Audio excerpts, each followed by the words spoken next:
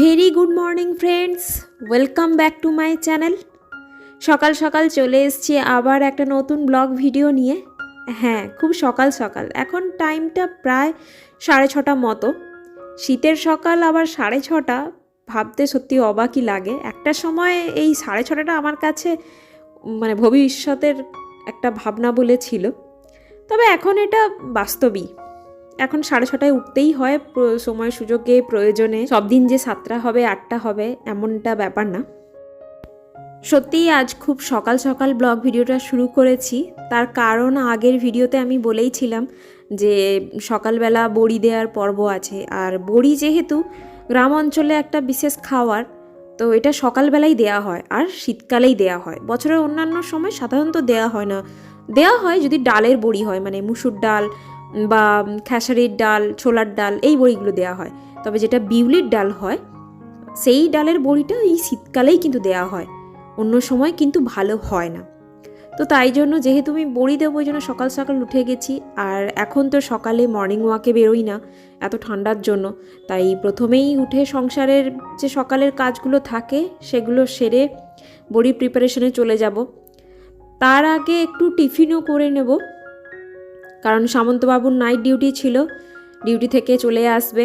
তো আসার প্রায় টাইম হয়ে গেছে, এই 7:10-7:15 করে চলে আসবে। তো তার মধ্যে বাসি কাজগুলো সেরে টিফিন করার জন্য চলে যাব। তো সকালের বাসি কাজগুলো আমার সারা হয়ে গেছে, এবার ঝটপট করে টিফিনটা রেডি করতে হবে। আজকে টিফিনে হবে আলু চচ্চড়ি, ওটা মুড়ি দিয়েই খাওয়া হবে। আলু চচ্চড়ি বলতে কি, সামান্য একটু পাঁচফোড়ন দিয়ে আলুকে নুন হলুদ জলের সাথে সেদ্ধ করা, অল্প একটু তেল দিয়ে, ওটা হলেই আমাদের মুড়ি খাওয়া হয়ে যায়। তবে সামন্তবাবু একটু ঝালঝালি পছন্দ করে, যাই হোক ওইটা দিয়ে ম্যানেজ করে নেব আজকে। আর ওকে টিফিনটা তো সময়ের মধ্যে বানিয়েই দিতে হবে, কারণ এসেই ফ্রেশ হয়ে খেতে বসবে। একটা মানুষ সারা রাত ধরে ডিউটি করেছে, আমরা তো ঘরে বেশ বিন্দাস আরামসে লেপের তলায় ঘুমোচ্ছি, কিন্তু তাদের তো কষ্টের শেষ নেই। সারা রাত ডিউটি করার পর যদি টাইমে খেতে না পায় রেগে যাবে, তাই একটু তাড়াতাড়ি উঠে ওর জন্য টিফিনটা রেডি করে দেওয়ার সাথে আমিও খেয়ে নেব। আর যেহেতু আমার সকালে কাজ আছে, বড়ি দেওয়ার পর্ব আছে, তাই আরও একটু জলদি উঠতে হলো। যাই হোক, তো আমি চলে এসেছি রান্নাঘরে। এখন আলু চচ্চড়ি করার জন্য আলুটাকে কেটে নিচ্ছি। তার আগে আমি কালকে যে বাসনপত্র ধুয়ে রেখেছিলাম, মানে টুকটাক টিফিন গ্লাস, ওইগুলো একটুখানি সরিয়ে নিলাম। মানে রান্নাঘরটা ছোটোই আছে, এখানে আমি সাধারণত যে প্রয়োজনীয় জিনিস থাকে মশলাপাতি টুকটাক ওইটুকুই রাখি, বেশি কিছু এখানে রাখা যায় না।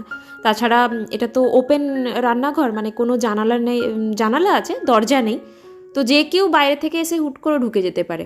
ওই জন্য কোনো খাওয়ারও আমি রান্নাঘরে রাখতে পারি না, সেটা রান্নার পর ঘরে নিয়ে চলে যেতে হয়। বা প্রয়োজনীয় বাসনপত্র, যেগুলো এক্সট্রা বাসনপত্র এখানে লাগবে না, সেগুলোও আমি ঘরেই রাখি। তো দুটো ঘরের মধ্যে এইভাবে অ্যাডজাস্ট করে চলতে হয়। তরকারিটা বসিয়ে এলাম, হতে তো একটু সময় লাগবে, তো তার মাঝখানে আমি ওই ডালটা একটুখানি বেটে নেব। যেহেতু সিলে বাটার চাপ নেই, মিক্সিতে একবার ঘোরালেই তো হয়ে যাবে, তাই এখনই জাস্ট 5 মিনিটের তো ব্যাপার, তাই এই তরকারির মাঝখানেই এটা করে নিচ্ছি। তাহলে কি হবে, একটা একটা করে কাজ এগিয়ে থাকবে, আর আমারও বড়িটা দিতে যেতে বেশি সময় লাগবে না, কারণ রোদ যদি বেশি উঠে যায় তখন আবার সমস্যা হয়ে যাবে। তাই কি করলাম, ডালের জলটা ঝরিয়ে মিক্সি বলে নিয়ে নিলাম, দিয়ে এবার মিক্সারে বসিয়েই সুইচ অন করলেই জাস্ট হয়ে যাবে।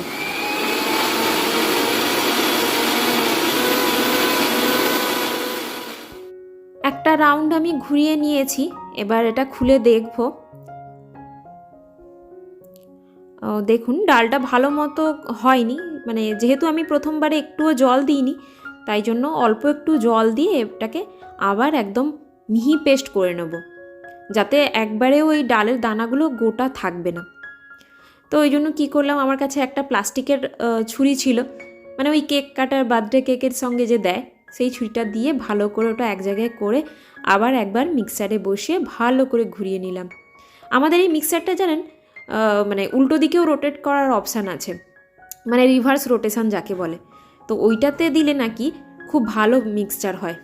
যাই হোক, ওটা দিয়ে এবার ঘুরিয়ে নিয়েছি। এবার ফাইনালি দেখুন পেস্টটা কতটা সুন্দর হয়েছে, একদম মিহি পেস্ট হয়েছে। আর এতে একটাও হচ্ছে ওই বিউলির ডালের কড়াই, মানে গোটা কোনো দানাই নেই। মিক্সারটার এই বড় বোলটায় খুব ভালো পেস্ট হয়, ঠিকঠাক জল দিলেই হবে। আর আমার যে ছোটো বোলটা আছে ওটাতে খুব ভালো গ্রাইন্ড হয়, মানে মশলা গ্রাইন্ড করা বা কোনো কিছু গ্রাইন্ড করা খুব ভালো হয়। এখন এই বড়ির ব্যাটারটাকে নিয়ে আমি একটা যেটাতেই ডালটা ভিজিয়েছিলাম সেটাতেই দিয়ে দিলাম, কারণ ওটাতে তো ঢাকা দেওয়া যায়, আর এটাতে বাতাস লাগলে শক্ত হয়ে যাবে, তো ওই জন্য ঢাকা দেওয়া পাত্রেই রাখতে হবে, তো ওতেই ট্রান্সফার করে নিলাম। এখন আমি একটা রিফাইন অয়েলের প্যাকেটটাকে একটা জিনিস বানিয়ে নেব, যেটা আমি পরে দেখাবো যে কি কাজে লাগবে। যাই হোক, ওটা এখন আমি কাঁচি দিয়ে কেটে নিচ্ছি। আমাদের টিফিনও করা হয়ে গেছে, সামন্তবাবু ঘুমোতে গেছে, আর আমি এদিকে বড়ি দিতে যাব তারই প্রিপারেশানগুলো করছি।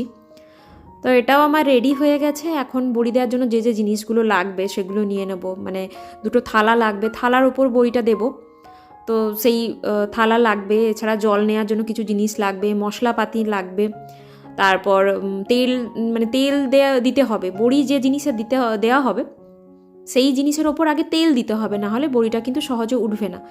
তো সেই জন্য তেল নিয়েছি, তারপর তো তেলটা যেটা দিয়ে ঘষবো, তেল দেওয়ার জন্য একটা কাপড়ও নিয়েছি। এগুলো প্রয়োজনীয় যা যা জিনিস ছিল সেগুলো নিয়ে নিয়েছি। আর ছাদে অনেকক্ষণ থাকতে হবে, ওই জন্য একটু জলও নিয়ে নিয়েছি, কারণ এতটা সময় জল না খেয়ে থাকলে আমার আবার অস্বস্তি হয়। যাই হোক, ব্যাটার প্রয়োজনীয় জিনিসপত্র সব নিয়ে আমি এখন ছাদে চলে এসেছি, দিয়ে এবার শুরু করে দেবো প্রস্তুতি বড়ি দেওয়ার জন্য। প্রথমেই আমি আগে যে থালাগুলোতে বড়ি দেবো সেগুলোতে তেল দিয়ে ভালো করে তেলটা ছড়িয়ে নিলাম। আর দুটো থালাই নিয়েছি, কারণ আমি 100 গ্রাম ডালের বড়ি দেবো। এবার যদি বেশি লাগে জিনিস, তার জন্যও নিয়ে এসছি আর কয়েকটা স্টিলের বাসন, সেগুলো দিয়েও তখন দিয়ে দিতে হবে লাস্টে। তো তেলটা ছড়িয়ে দিয়ে আমি এবার ব্যাটারের যে বোলটা আছে সেটা খুলে ব্যাটারে মশলাগুলো মিশিয়ে দেবো। মশলা বলতে আমি দিয়েছি গোটা জিরে, আর ওই চিলি ফ্লেক্স যে আগে বানিয়ে রেখেছিলাম সেই চিলি ফ্লেক্স, একটু লবণ, বাস এই দিয়ে ব্যাটারটা এবার রেডি করে এবার একে ভালো করে ফ্যাটাতে হবে। এই ফ্যাটানোর কাছেই বড়ি দেওয়া, তবে তরকারি বড়ির জন্য খুব একটা ফ্যাটাতে হয় না। আরও বিভিন্ন ধরনের বড়ি হয়, সেগুলোতে ভালো করে ফ্যাটাতে হয়। আর হ্যাঁ, এই তরকারি বড়িতে নুনটা সামান্য লাগে, বেশি নুন দেওয়া যায় না, কারণ তরকারি বড়ি মানে কি কারোর সাথে মিশিয়ে খাওয়া হবে, তরকারিতে দেওয়া হবে বা কিছু মাখা হলো তাতে দেওয়া হবে, ওই জন্য নুনটা অল্প রাখতে হবে। তরকারিতে যখন বড়িটা দেওয়া হবে ওই জল থেকেই ওই বড়ি নুনটা টেনে নেয়, তো ওই জন্য নুনটা সামান্য রেখে বাকি মশলাগুলো আমি মিশিয়ে দিলাম। আমাদের বাড়িতে তবে এই বড়ির সাথে আরও অনেক কিছু দেয়, যেমন শুকনো চাল কুমড়ো, মানে যে চাল কুমড়ো আমরা মিষ্টি খাই সেই চাল কুমড়ো, ওকে কোড়া কোড়া মতো করে, মানে গ্রেড করে যেমনভাবে সেইভাবে চুড়ে ওকে শুকনো করে সেই শুকনো চাল কুমড়ো দেওয়া হয়। তারপর কখনো কখনো কুমড়োর বীজ দেওয়া হয়, চাল কুমড়ো বীজ দেওয়া হয়, এইসব দেওয়া হয়, কালো জিরে দেওয়া হয়। তো আমি টুকটাক এই কটাই দিলাম, আর ওই সব তো আমার কাছে এখন নেই। তো ওগুলো দিয়ে আমি এখন ব্যাটারটা ভালো করে ফেটিয়ে নিচ্ছি। ব্যাটারটা ফেটাতে ফেটাতেই অনেকটা হালকা হয়ে যাবে, তারপরে আমি বড়ি দেওয়া শুরু করব। আচ্ছা, এখন আমি বলি, ওই যে আমি তেলের প্যাকেটটা কেটেছিলাম ওটা দিয়েই বড়িটা দেব। আমাদের বাড়ির দিকে কি করে, সবাই হাতেই বড়ি দেয়, আর বেশ বড় বড় হয়। আমি একটু ছোট ছোটই দেব, মানে আমাদের বাজারে যেমন তরকারি বড়িগুলো পাওয়া যায় সেই রকম ছোট ছোট সাইজে দেবো, ওই জন্যই প্যাকেটটা নিলাম। আর তাহলে কী হবে, হাতে লেগে অযথা ওয়েস্ট হবে না, আর আমি তো নষ্ট করাতে এক্সপার্ট, তো সেই জন্যই আমি কি করলাম, ওই প্যাকেটে নিয়ে নিলাম। যতটা ব্যাটার আমি ফাটাচ্ছিলাম পুরোটাই আমি প্যাকেটে নিয়ে নিয়েছি। এবার প্যাকেটের শেষ প্রান্তটা একটু কেটে নেব, কারণ আগে তোটা আমি কাটিনি, আর এতে যেহেতু কোনো চোঙ ব্যবহার করিনি তাই জন্য এখনই সঙ্গে সঙ্গে কেটে নিলাম। দিয়ে এবার বড়িটা দেওয়া শুরু করব। এ বাবা, প্রথম বড়িটা দিতেই ঠিক মতো বেরোচ্ছে না, তো ওই জন্য মুখটাকে আরেকটু ভালো করে কেটে নেব, যাতে পরিমাণটা একটু ঠিকঠাক অ্যামাউন্টে বেরোয়। দিয়ে এরপর বড়িটা আমি দেওয়া শুরু করছি। শীতকাল এলেই আমার বাপের বাড়ি আর শ্বশুর বাড়িতে বড়ি দেওয়ার ধুম পড়ে যায়। দিনের পর দিন বড়ি দেওয়া চলতে থাকে, শুধু একটু ঠান্ডা পড়লেই হলো। সে কুয়াশা থাকুক, রোদ হোক বা না হোক, বড়ি দেওয়া মোটামুটি চলতে থাকে। বড়ি আবার কি, সে বিভিন্ন ভ্যারাইটির বড়ি, যেমন আমাদের অনেক রকমেরই বড়ি দেওয়া হয়। এই গয়না বড়ি বা যাকে আমরা নকশা বড়ি বলি, তারপর একটা মশলা বড়ি হয়, ওটাকে আমরা বাতাসা বড়ি বলি, মানে বাতাসার মতো বড় বড় হয়। তারপরে এই তরকারি বড়ি তো আছেই, আর একটা ওই বিউলির ডালের খোসা দিয়ে একটা বীজ বড়ি হয়, যাতে মেন ইনগ্রেডিয়েন্টই থাকে ওই কুমড়োর বীজ বা লাউর বীজ, ওই জন্য ওটাকে বীজ বড়ি বলে। ওইটা তো তেলে ভেজে খেতে হেভি লাগে। তারপরে জিলাপি বড়ি হয়, আরও অনেকে অনেক রকম বড়ি দেয়, এই কটাই আমার জানা আর দেখা, তাই বললাম। তো বড়িগুলো দেওয়ার পর কি হয়, 4-5 দিন ভালো করে রোদে শুকানোর পর কৌটো ভর্তি করে রাখা হয়। তারপর যখন যেমন প্রয়োজন হয় সেই অনুযায়ী বের করা হয়। সাধারণত কি হয়, ওই নকশা বড়িগুলো আমাদের আত্মীয়রা এলেই বড় বড় নকশা বড়িগুলো বের করা হয়, আর না হলে বাকি সময় আমাদের অল টাইম শীতকাল গ্রীষ্মকাল ওই বাতাসা বড়িই চলতে থাকে। ওই জন্য বাতাসা বড়িটা পরিমাণে বেশি দেয়া হয়। আর এই বড়ি দেওয়ার সময় বিভিন্ন আত্মীয়রাও বায়না দেয় যে আমাদের জন্য একটু বড়ি করে রাখবে, আমাদের জন্য বড়ি করে রাখবে। তাছাড়া আমাদের বাড়ির যে সমস্ত গেস্টরা বাইরে থাকে, মানে ওয়েস্ট বেঙ্গলের বাইরে থাকে, তারা তো দিতে পারে না, তো তাদেরকেও বড়ি পাঠাতে হয়।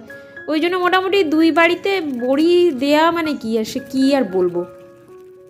এই যে নকশা বড়ি হয় ওটা সাধারণত তিল বা পোস্ত বা অনেক ক্ষেত্রে সুজিতেও দেওয়া হয়।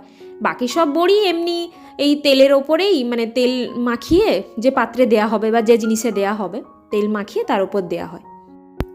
কথা বলতে বলতে আমার একটা থালার বড়ি দেওয়া কমপ্লিট হয়ে গেছে, তো ওটাকে আমি রোদের দিকে বসিয়ে দিয়ে এলাম, কারণ বড়ি দেওয়ার পর রোদ না পড়লে তো খুব সমস্যা, বড়ি উঠতেও অসুবিধে হবে, তাছাড়া বড়িটা কাঁচাও থাকবে।